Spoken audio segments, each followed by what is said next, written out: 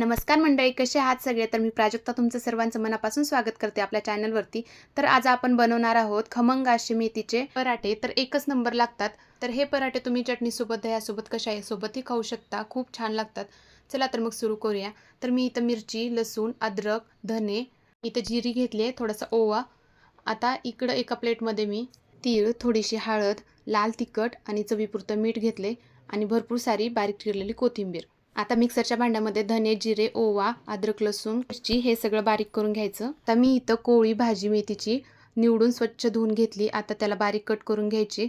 भाजी बारीक चिरून झाली की मग त्यामध्ये मी 4 वाटी गव्हाचं पीठ आणि अर्धी वाटी बेसन पीठ टाकले.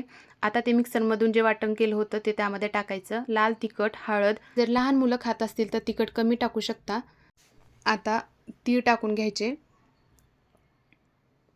नंतर बारीक चिरलेली कोथिंबीर टाकायची. थोडंसं तेल त्यामध्ये टाकायचं. चवीपुरतं मीठ टाकायचं आणि आता हे सगळं हाताने आपण पहिल्यांदा हे मिक्स करून घेऊ.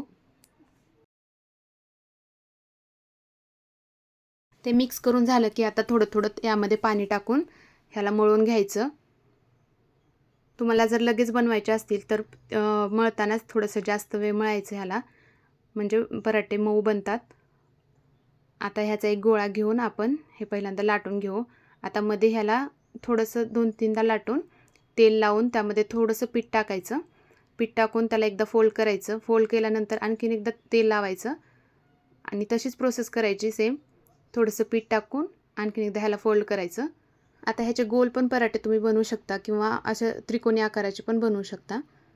मी तुम्हाला सांगायचं विसरले की मी हे पीठ 10 ते 15 मिनटासाठी भिजण्यासाठी ठेवलं होतं. आता हे लाटून घेऊ. मी याचे गोल पराठे बनवते. तर तुम्हाला माझ्या रेसिपी आवडत असतील तर आपल्या चॅनलला नक्की सबस्क्राईब करा. हे आपलं चॅनल नवीन आहे. तुमच्यासाठी अशाच नवीन नवीन आणि साध्या सोप्या रेसिपीज मी आपल्या चॅनलवरती घेऊन येत राहीन. तर याला असं सगळ्या बाजूनी छान लाटून घ्यायचं. हलक्या हाताने लाटायचं.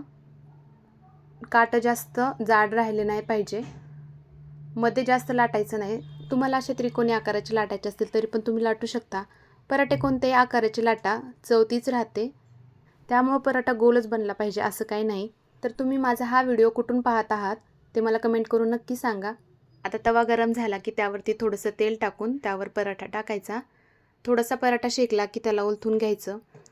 नंतर आणखीन एकदा उलटल्यानंतर मग त्यावरती तूप किंवा तेल तुम्ही तुमच्या आवडीप्रमाणे लावू शकता. मी तर तूप लावते. तुम्हाला तूप आवडत नसेल तर तेल लावू शकता. तर दोन्ही बाजूनी ह्याला खमंग असं भाजून घ्यायचं.